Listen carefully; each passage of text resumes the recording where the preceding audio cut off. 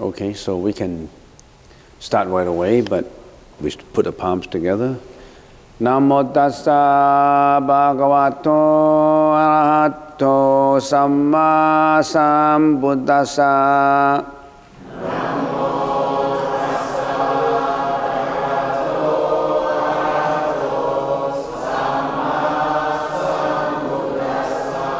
Namo tassa bhagavato arahato samma sambuddhassa.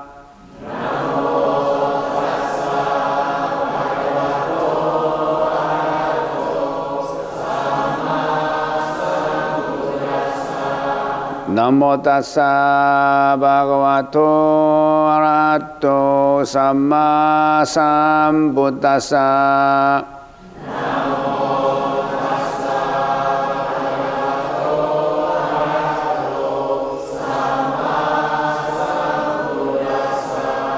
Put your palms down. Yeah.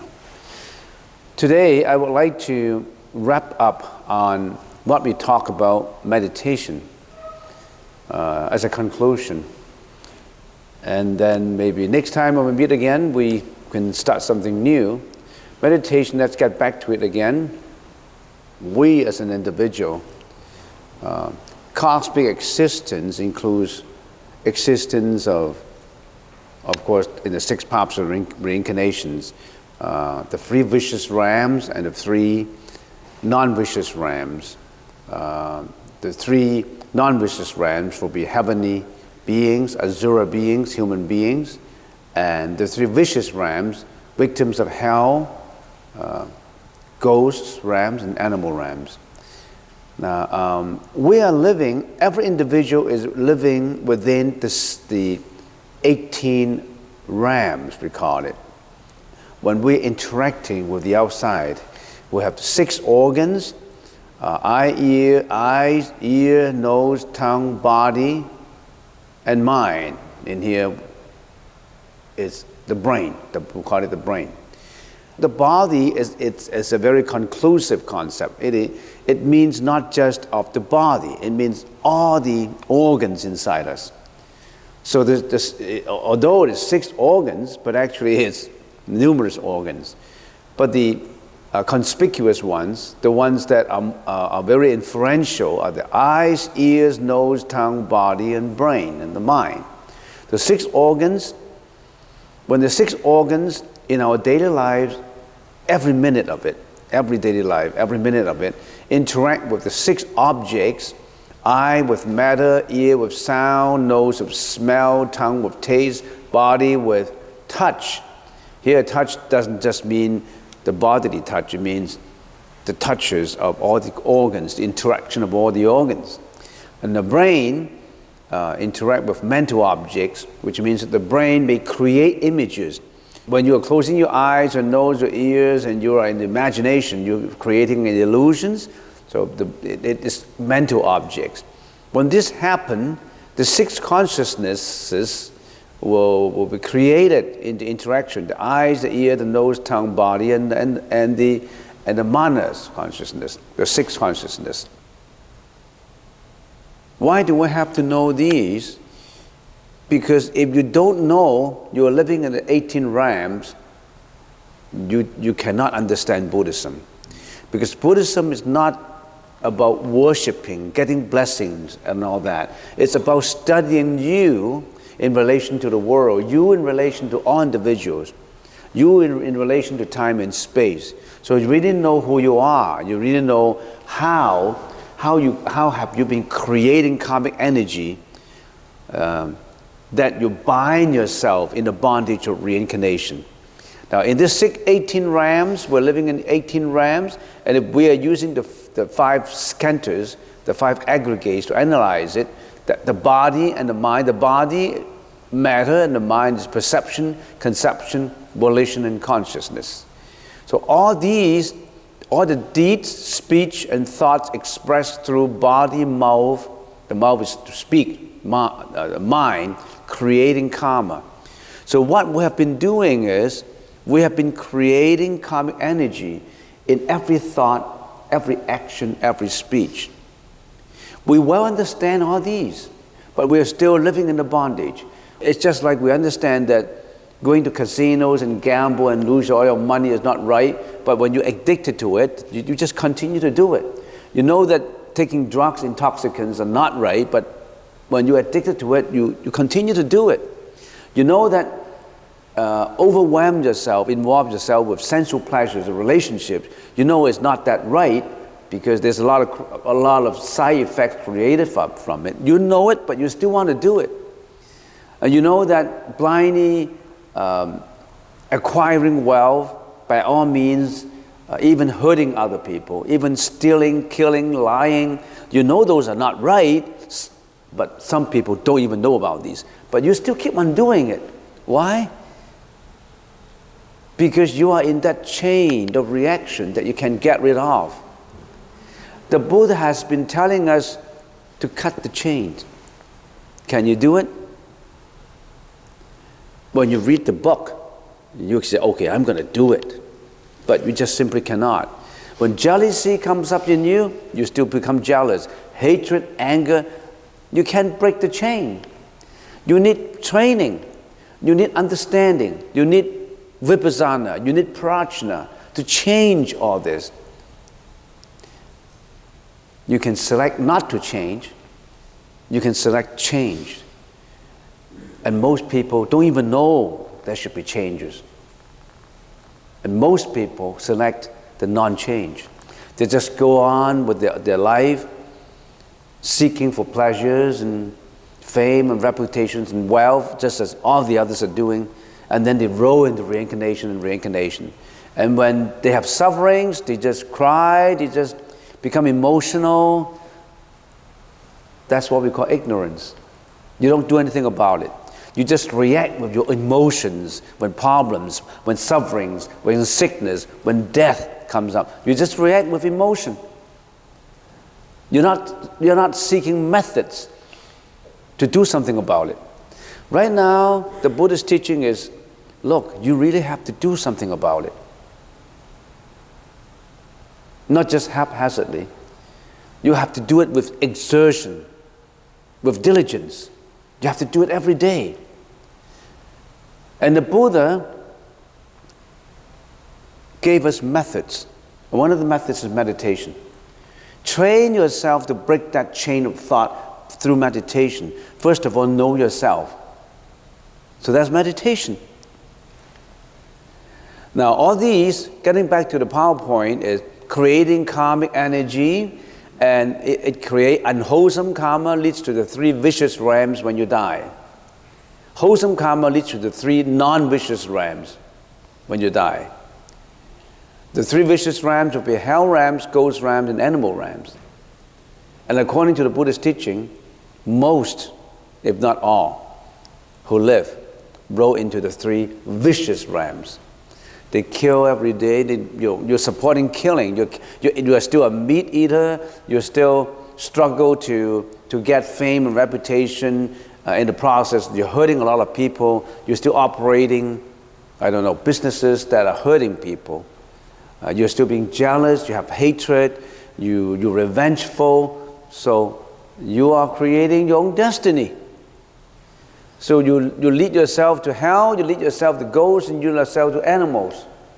And you continue to kill animals. You continue to hunt, to fish. You continue to do that. And you continue to involve in sensual relationships which bind you in this karma world, the world with sensuous pleasures, which is the lower stratum of cosmic existence. And you find that's pleasurable. But Buddha said that's just the opposite. That's the reason why you're born into this world. And some people call them love. We love each other. Love is a many splendid thing. Love, it's you know that better than me.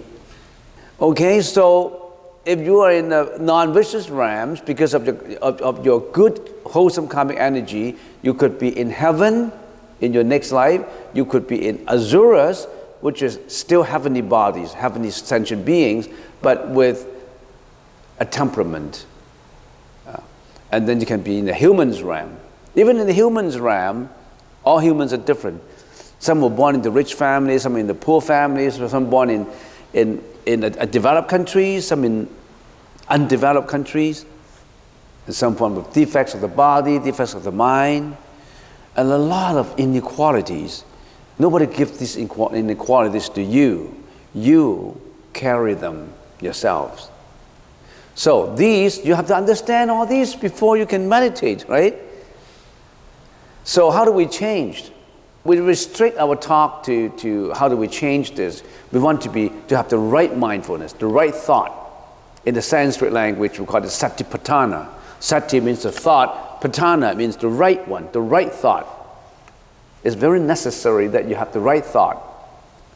How do we come up with a thought? The very basic, the very origin. When you want to do something, you talk about something, you always have the thought in mind first. How does a thought arise? Do you want to analyze how a thought is arise? Because in a meditation, you want to watch the arising, sustaining, changing, disappearing. A thought is always like that. Coming and going, coming and going. But how is the thought created in your mind? You must know, otherwise, if you can't even know, if you don't even know how a thought arises in your mind, then what do? A thought of emotion comes up, you just react with emotion. You cry, you become revengeful, you become angry. You just react with emotions and you let the emotions carry you away. And you still think that you're right. Yeah, he shouldn't have talked to me in that way. He's stupid. He should have done this to me. You always blame the others. You don't contemplate within. How does a thought arise? Let's very briefly examine how a thought could be wholesome or unwholesome or neutral. A thought arises in your mind. A thought comes up. That's the first origin, the first procedure. A thought comes up in you. And of course, you have to trace why such a thought comes up in you. The origin. The thought comes up from your subconscious is because you have seeds that germinate that thought. When I talk about seeds, it's not really just the seed of an oak tree, the seed of a flower, no. Seed is just a hidden energy in there. That thought has been accumulating through many, many lives. To people who have been practicing wholesome deeds all the time, the thought that comes up are usually wholesome because they've been cultivating wholesome seeds, wholesome hidden energy. So you have to be very careful with your nursery, with your field of thoughts. And because you have been accumulating all these, you've been reincarnating, a thought actually you can trace why such a thought comes up. But assuming that we just want to examine how a thought comes up, a thought arises. What's the next thing? When you are doing mindful meditation, you would notice the thought coming up, whether it is wholesome or unwholesome. You notice it is arising and you notice it is sustaining. But the observation of the thought in this procedure, in the second procedure, is vague, not clear. And it may arise and sustain without your notice. The thought may come up, you don't even notice it. I still hate that guy, and that thought comes up in me in my meditation. Oh yeah, I'm going to have a meeting with that person. Now he owed me some money, and I'm just asking for my money back. I should bring my contract. He owes me $10,000. I know he's in difficulty, but I need the money back. I don't care. It's a lot of thought in your mind. So it arises in you. It may arise and sustain without your notice. That's the second procedure. Some people noticed it, some people don't even notice it, and let the thought carry away, a misconceived emotions will come up.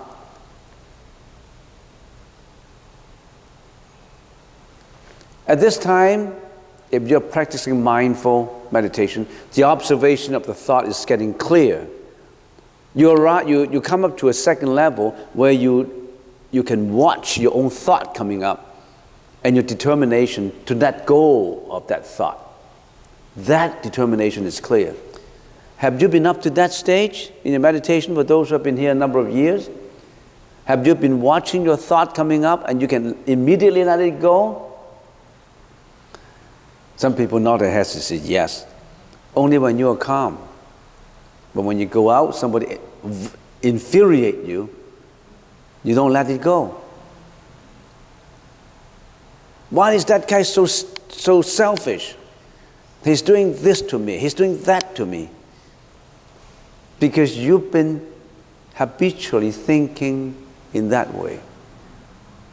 So if you're mindful, then you know you're determined to let it go. So that's the reason why when you're meditating, you have to let go of what comes in. Remember, let what comes in go out. That is one of the methods in meditation. When you're meditating, you could be thinking about the past, you could be thinking about the future, worrying about the future, attaching to the past, and you're thinking of the present. You let that all go. Because all these are thoughts coming up, you let that all go. Because when you're meditating, sure, all these thoughts will come back to you. You don't want to just kill it. Oh, gee, I have to stop all these things. Don't burn them so violently that you burn yourself. When a thought comes up, you want to burn it away and you're so eager, then some hatred arises in your mind. You hate these wandering thoughts coming up. You want to suppress them. You want to kill them. You want to kill these thoughts. Then on top of the thoughts coming up, you have another conception of killing those thoughts. I hate those thoughts. How come in meditation I have those thoughts? I must do something about it. It's terrible. I have a bad session in meditation. You start to hate. A hatred comes up in you to replace all these wandering thoughts. So you must, when a thought comes up, don't try to kill it. Just let it come and let it go. If you start to hate and eliminate those thoughts, you got into devils. That's what we call the devil's meditation. You thought you have a good meditation because you're trying to suppress them. But your suppressions instigate all the hidden energy of suppression in your nurseries. And all this seed starts coming up. You don't even know about it. Some people are so determined. We have a friend in Hong Kong, and he started to learn meditation. He was really good at it. And every time when you say, I need a good session, all thoughts coming up, I push them aside. I just simply kill them. He's breeding a killing concept in mind. And as time goes on, he gets a terrible headache. And he gets very violent in his thinking. And he couldn't meditate anymore. So he gave it up. He just gave it up. And he said, terrible, but I didn't feel comfortable. Because that kind of feeling affects also his physical body. So you got to watch it. When we tell you that meditation will bring you peace and tranquility and joy and rapture and pity, it could be just the opposite. You're being dominated by the devil of violence, the devil of revenge, the devil of suppression. Next, the fourth level is your mindfulness of a thought is clear and you're determined to let go of it if the thought is unwholesome. This means that your mindfulness is effective and has become the right mindfulness. That's what we call become the right mindfulness. These four procedures, if you are mindful, applies not only when you're meditating, applies every minute, every second. Even when you're interacting with other people outside, you still have to watch your thought comes up. Learning the Buddhist teaching is not just coming from meditation and prostration and offering, it's learning how to contemplate your thought, how to nurture that. You start with a wholesome thought, and as time goes on, even the wholesome thought, you have to let go of it. Nothing remains. Even the wholesome thought, let go. Don't attach to wholesome thoughts. Okay, so that's what we mean by right mindfulness. And then we say, okay, how do we learn all these things? Mindfulness, how do I know I'm mindful? The Buddhist teaching, we need concentration, but how do I get about to practice Buddhism? Just give you a brief outline. So you really have to go to 3 courses, the basic courses of the Buddhist teaching: Sila, Samadhi, and Prajna. Sila means precepts, Samadhi means concentration, Prajna means wisdom. Now what is the Sila? Jie, Ding, Hui. Precepts guard actions, speech, mind against unwholesome deeds and encourage wholesome deeds. So if you want to learn a Buddhist teaching, you can say, I just remind myself to be a good man, a good woman. That's it, that's enough. As long as I'm doing good things. No, you really have to take on the precepts, take on that responsibilities, take on that instructions, directions, injunctions against bad deeds. You have to actually take the precepts, like the monks actually take the 250 precepts, the nuns, the bhikshunis, have to take 348 precepts, and if you're a lay person, you take the 3 refuges, you have to take the 5 precepts. Abstain from killing, abstain from lying, abstain from sexual misconduct, abstain from intoxicants, and abstain from, what else? Drinking. Drinking is intoxications. Abstain from what? Stealing. You can say that, oh, as long as I remember that I don't steal in my heart, in my mind, I'm okay. It's not okay that way. You really have to have the ordination. You really have to bind yourself in doing it. It's different. Because if you are actually doing it officially, you are installing that alarm system in you with a professional. Imagine if you just put an alarm system yourself at home, it may not work. Get a professional to do the right job. You really have to take the ordination. You can say, I don't want to be a monk, I just practice the 250 precepts at home. That would be okay. Wouldn't be okay. Because there are certain procedures you have to follow. Jie, Ding, Samadhi, concentration. So put wandering thoughts under control and direct them towards right mindfulness and achieve stillness of mind. That's concentration. Now after you have observed all these precepts, you have security guards, an alarm in you that would stop you from the crude deeds, crude speech, crude thinking. There's a crude level, superficial level. You need a deeper level, because the crude level, as I always using the example, a sila is just like what? Imagine your body as a country. The sila are the armies protecting you from suppression of other countries. You really have to have an armies, soldiers to protect you.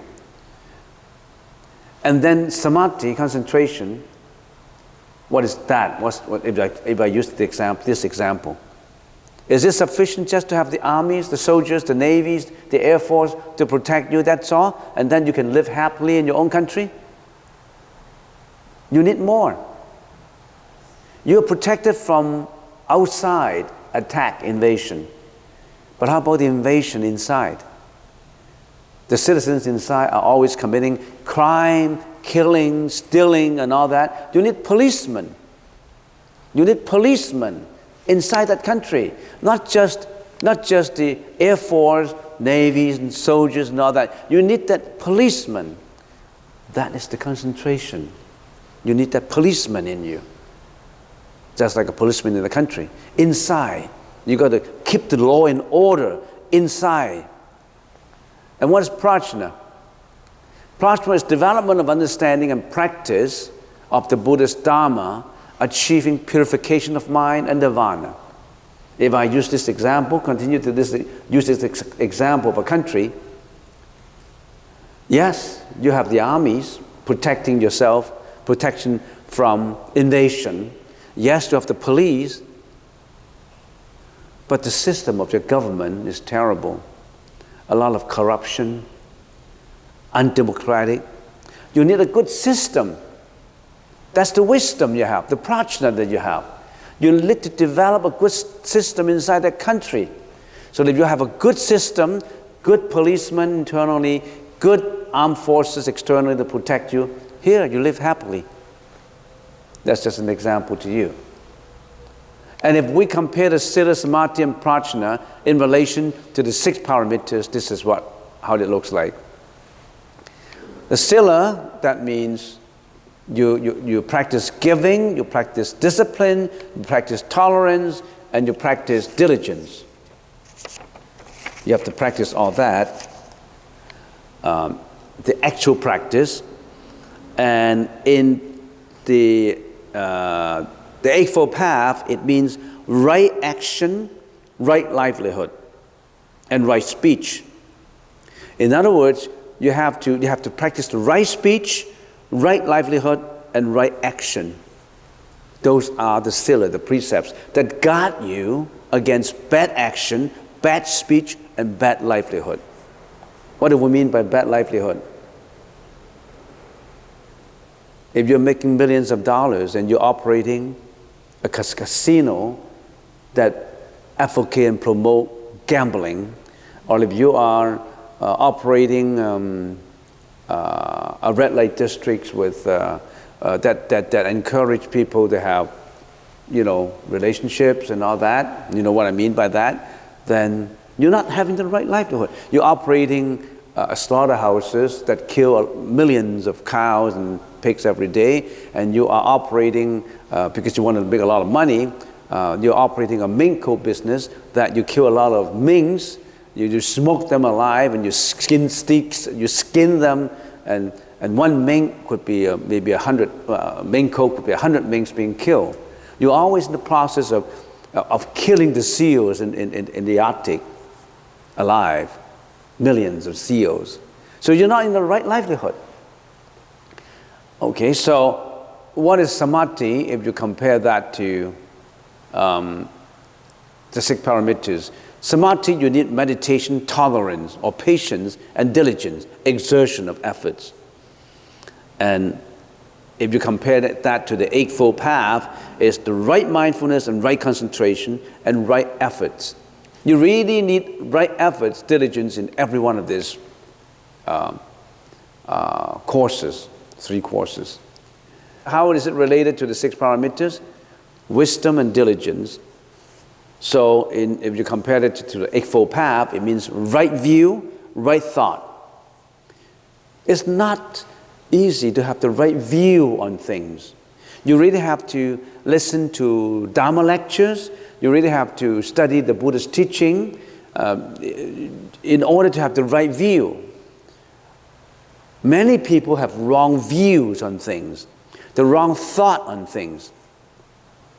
Samadhi and prajna, concentration and wisdom, is not a procedural practice. You do it simultaneous development. In other words, you don't say, I have my concentration first and then I have practice my wisdom later. No, it's all coming together. Simultaneous development. Okay, now some concluding remarks. We've been talking about mental factors in meditation. Right now, we are beginners.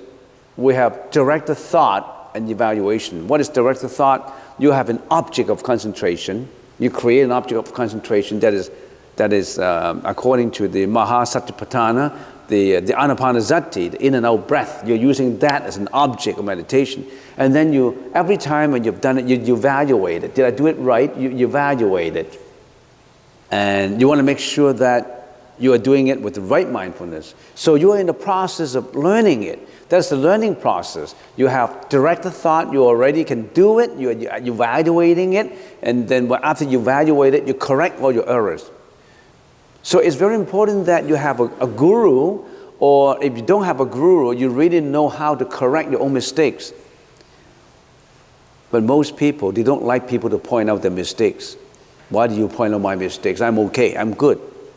How many people really like to listen to constructive criticism? No, they think that their esteem is being jeopardized. They like that. We all like that. You gotta have someone who points out your mistake. And sometimes they may be wrong. It's just like me. If I think that, well, you shouldn't do it this way, this way, this way, I may be wrong sometimes if I misunderstand you. But your attitude is, it does not matter. Someone be my guide, someone who is telling me whether I'm really wrong or not, I know, but someone pointed out to me. That means I have an alarm, a rightful alarm in my mind that triggers the alarm and tells me what I shouldn't do. Okay, then when you are doing that right, you will have some comfort, pity. You have comfort in your meditation. And then if you really have this comfort, you're already in Parameters Sumati. Maybe you are in that area. You are still not in the jhana yet. This is the beginners in samadhi. But you really have comfort. That means after meditating, you feel as if in every session, you don't want to leave your seat. You want to meditate for millions of years. You are so overwhelmed with tranquility that you feel very comfortable. And even sometimes you feel that your physical sickness have got improvement, and you will feel that you're a different person. Maybe your allergy is gone somehow, or maybe your temperament is improved. Maybe you're not as selfish. Maybe you're not as attaching to pleasures, to wealth, to reputation and fame. You know that. Because you free yourself of the bondage of material. You become more spiritual. That's comfort. You become more compassionate. You become more kind. You become more, what do you call that? Non-egoistic, altruistic. You become more altruistic. You become not easily agitated. You become more forgiving. That's comfort. You know. But on the other hand, if you always attach things and, oh, why does my guru tell me all these mistakes? And why is that guy doing this? No, this is not right. This is not right. This should be done this way. You always have the internal commentator telling you that other people are wrong. Then you are not in here. You're not in comfort. And then when you go on again, then you have this. You have all these four. You're improving. You have the direct thought evaluation, rapture. You have joys, preliminary and sporadic though. The rapture of joy is preliminary and sporadic. Your stillness of mind is preliminary and sporadic. Sometimes it comes and sometimes it doesn't come. So you're still not in the jhana. That is anagamya samadhi. These two are very difficult to arrive at already. Have you been here? Have you been higher level here? If you're on this level, you could meditate for 10 hours. You can meditate for 10 hours in tranquility. And you become a different person. And then as time goes on, of course, you are in the jhana.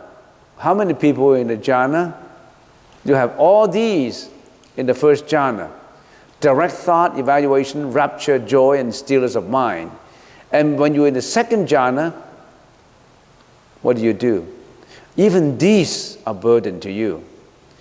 Direct thought and evaluation, they are burden to you. You don't need them anymore. You don't want them anymore. And when you get into the third jhana, even rapture is disturbing to you. When in your third jhana, you only have joy and stillness of mind. When you go into the fourth jhana, it's the time when you say that even the joy is disturbing. You only have just stillness of mind. So you're reducing all this. You're reducing your direct thought, your evaluation, your rapture, your joy, until you have stillness of mind, then you're in the fourth jhana. Now this is a very high level.